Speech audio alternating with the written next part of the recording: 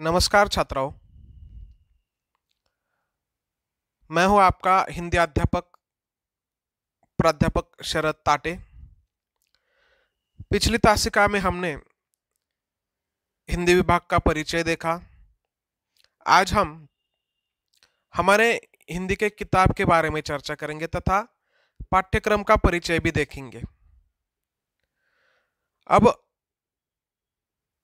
इस साल आपको क्या पढ़ना है और क्यों पढ़ना है, इन दोनों बातों की आज हम चर्चा करेंगे। सबसे पहले छात्राओं, आपको बाजार से हिंदी की किताब खरीदनी है। साथ ही साथ हिंदी विषय के लिए आपको एक अलग सी काफी भी करनी है। तो हिंदी की किताब में आपको इस साल पढ़ने के लिए क्या क्या है, इसके आज हम चर्चा करेंगे। तो पहला पाठ है प्रेरणा। यह एक त्रिवेणी है। अब त्रिवेणी क्या होती है, इसकी चर्चा हम उस पाठ के दौरान विस्तार से करेंगे। त्रिपुरा जी की यह रचना है। दूसरा पाठ है लघु कथाएं। उनमें दो लघु कथा है। पहली है उषा की दीपावली और दूसरी है मुस्कुराती चोट। श्रीमती संतोष श्रीवास्तव जी की यह दोनों रचनाएं हैं। तीसरा पाठ है 15 अगस्त। यह एक गीत है और उस गीत के माध्यम से राष्ट्र प्रेम दिखाई देता है। गिरिजा कुमार माथुर जी की यह रचना है। चौथा जो पाठ है वह है मेरा भला करने वालों से बचाइए। यह एक व्यंग्यात्मक कहानी है। यह एक व्यंग्य है। डॉक्टर राजेंद्र सहगल की यह रचना है। पांचवा पाठ है मध्ययुगीन काव्य। इसमें भक्ति महिमा यह एक पद्य दिखाई देता है और यह रचना, यह पद्य पाठ संत दादू दयाल इनकी है। और दूसरी है बाल लीला। यह भी एक मध्ययुगीन काव्य है। संत सूरदास जी की यह रचना है। छठा पाठ है कलम का सिपाही। यह रेडियो रूपक विधा है। डॉक्टर सुनील देवधर जी की यह रचना है।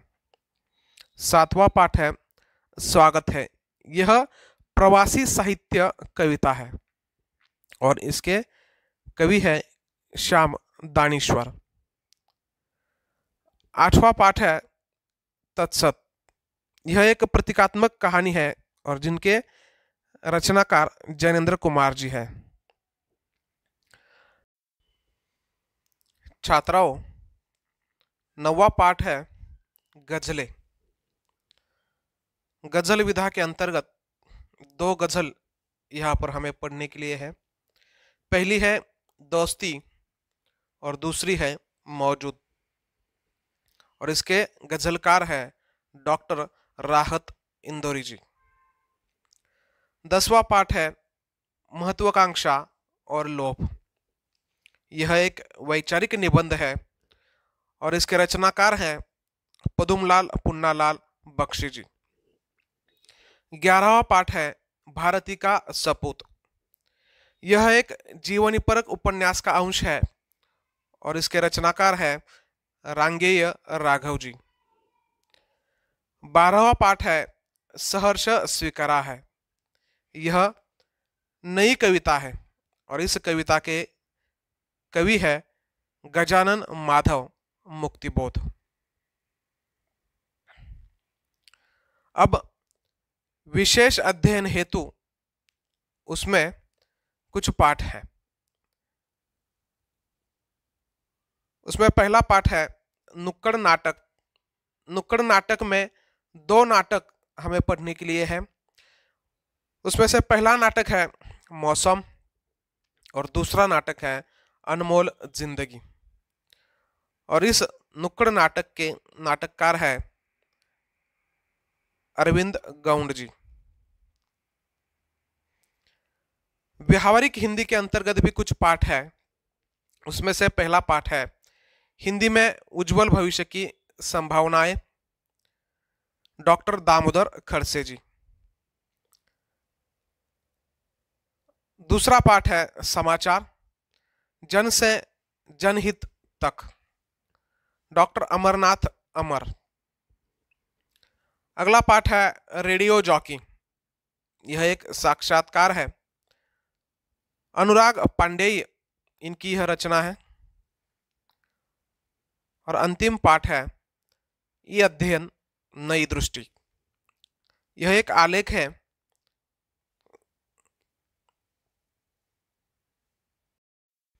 छात्राओं, परिशिष्ट के अंतर्गत कुछ पाठ है, उसमें मुहावरे, भावार्थ, भक्ति महिमा और बाल लीला, रसास्वादन, रेडियो जॉकी और रेडियो संहिता, पारिभाषिक शब्दावली, ज्ञानपीठ पुरस्कार प्राप्त हिंदी साहित्यकार, हिंदी साहित्यकारों के मूल नाम और उनके विशेष नाम, मुद्रित शोधन चिन्ह दर्शक तालिका, इसका अध्ययन भी हमें करना है।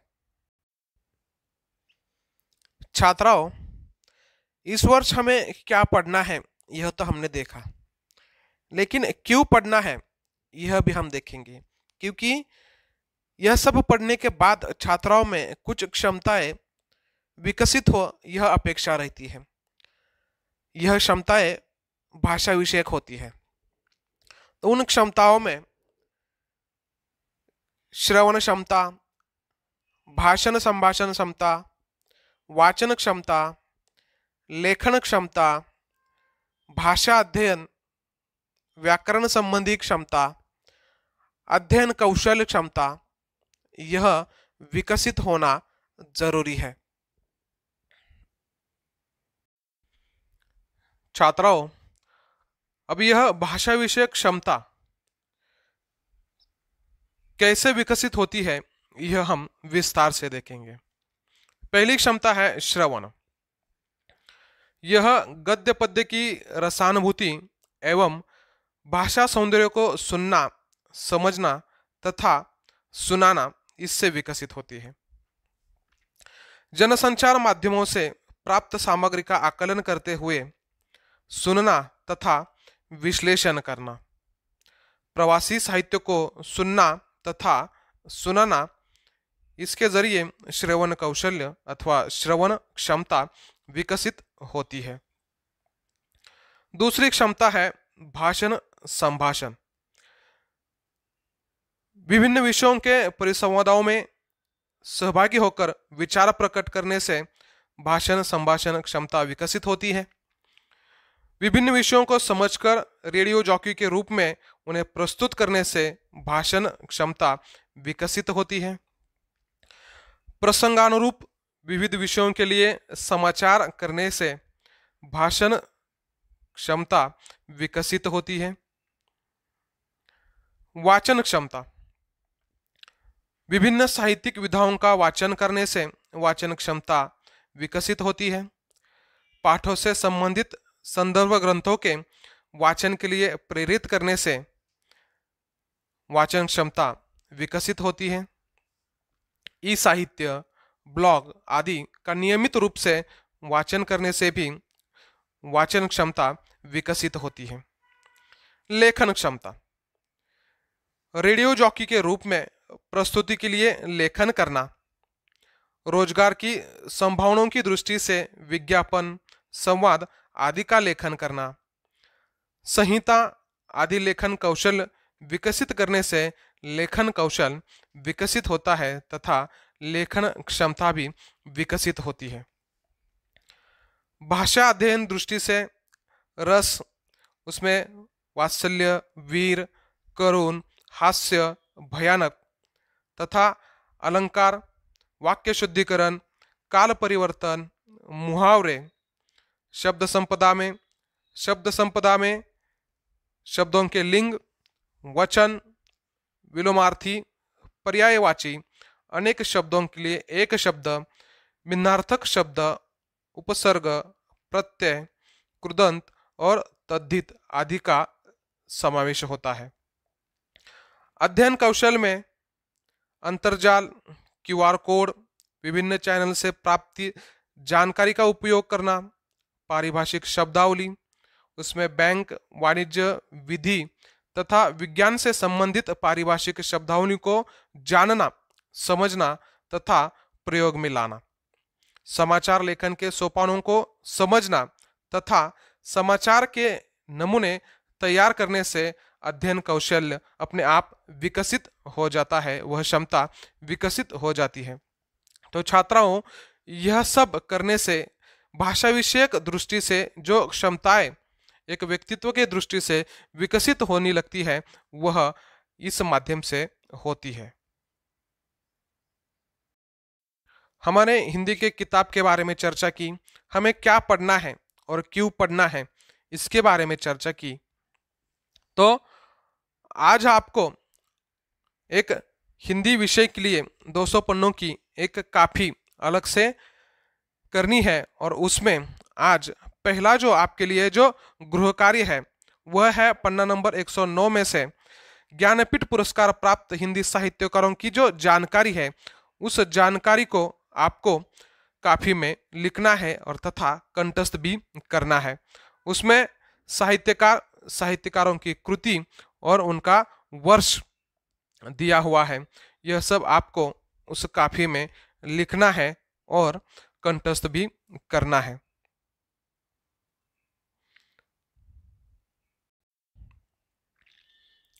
धन्यवाद।